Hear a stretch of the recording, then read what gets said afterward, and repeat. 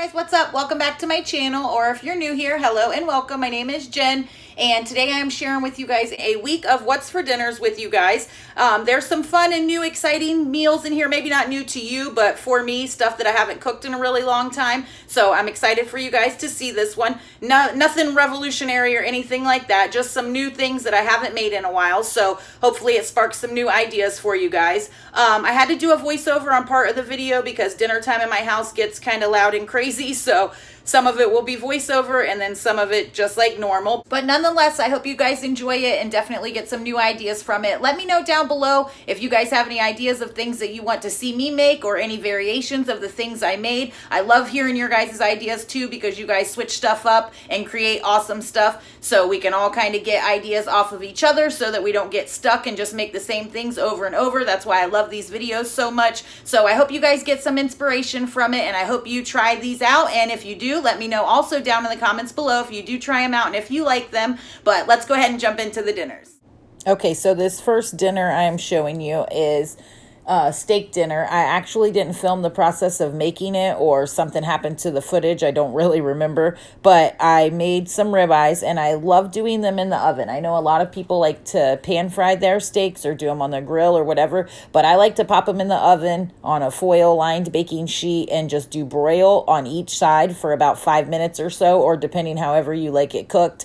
And I just put some ghee on it. On this particular steak, I did coconut oil and grass-fed ghee on it with some seasonings on both sides, and then just did it under the broil, and it came out absolutely perfect and incredibly flavorful. And then I just paired it with some greens, some mixed greens with butter, and some cauliflower mash that I made with my immersion blender that I am absolutely obsessed with.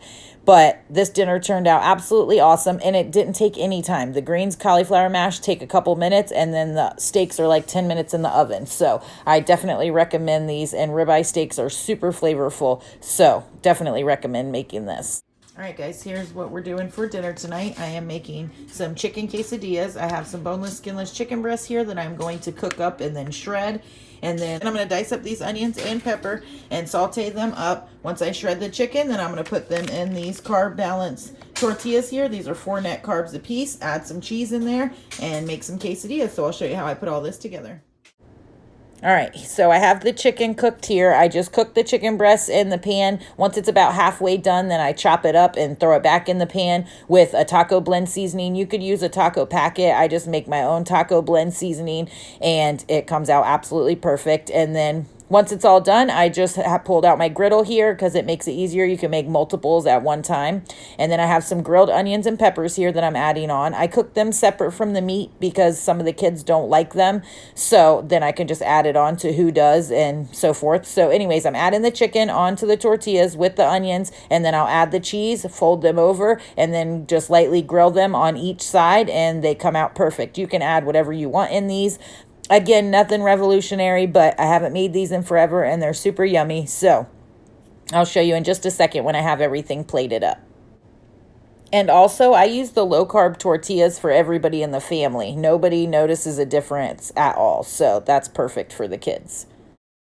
And here's the finished product. They turned out absolutely amazing. I have a little guacamole cup here that I get from Aldi's. I've shown it a ton of times in my grocery hauls, and then some sour cream and salsa, and we're ready to eat. All right, here's what we're doing for dinner tonight. I just pattied up some hamburgers, threw some of this complete seasoning on top, and then I diced up some mushrooms and onions here. I'm going to saute them, throw some provolone cheese on there, and then I'll show you when I plate everything up. And here's the bunless burgers all plated out. They turned out phenomenal. And this veggie blend that I've been obsessed with lately, just sauteed up in some butter and made that our side. Did the grilled onions and mushrooms, and these turned out phenomenal. Okay, so for tonight's dinner, we are going to be making pigs in a blanket, or as some people say, pigs in a Snuggie.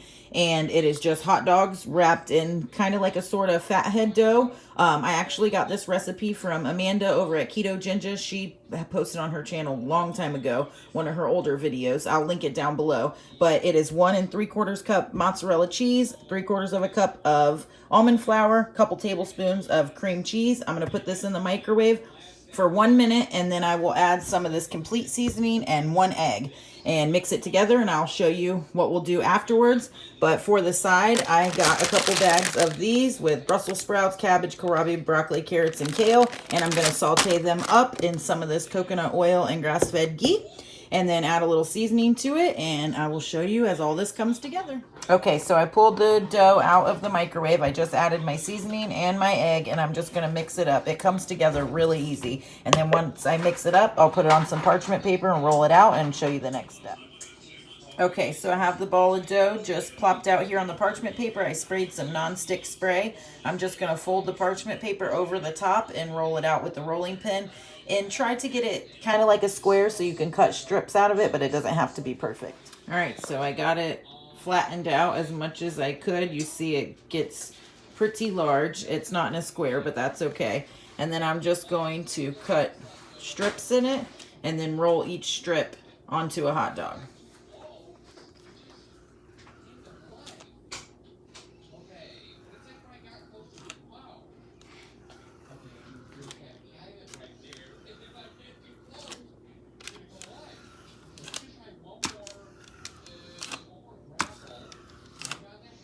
I'm just going to roll each hot dog. So I have all the hot dogs rolled up. They're not all perfect, and I had a little extra dough, so I just rolled it up right there because we're not going to waste any food.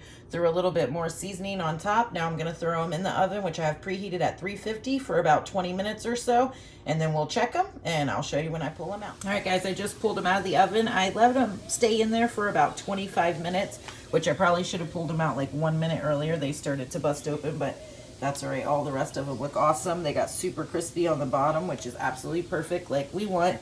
And the side comes together super easy. These are amazing. If you guys haven't tried any of these power blends, I think I got these at Walmart, these superfood power blends. They are awesome just to throw with some oil, butter, whatever, and saute them up real quick, and they come together super easy, and they're healthy and delicious. So I'll show you what I plate everything. Here's the finished product, all plated up. It is smelling absolutely delicious. I'll probably dip these in some sugar-free ketchup, or you could do ranch or just eat them the way that they are, but they are smelling delicious, and we are ready to eat. What is for dinner tonight? I have 2 packs of this stew meat here. It was on sale at Target. So I had this in my freezer.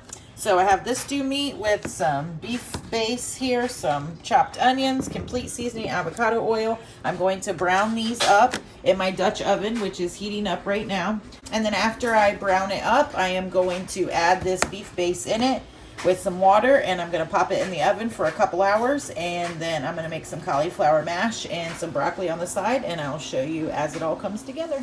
Okay, so I have them all browned up here. I did it in 2 batches, that way they would brown up really nice. So I pulled these out, and now these ones are done, so I'm going to add all of it back in there, and then I'm going to add some onion. I was out of regular onion. I used it for something else, so I'm just going to throw some of these in there, which they're awesome, and I use them for everything anyways. And I had a little bit of mushroom left over, so I went ahead and chopped them up, and I'm going to throw that in there with about 2 cups of the beef base. And I'm going to put it all in there and pop it in the oven, which I have preheated at 350 for about an hour, hour and a half, until these are like super tender and falling apart.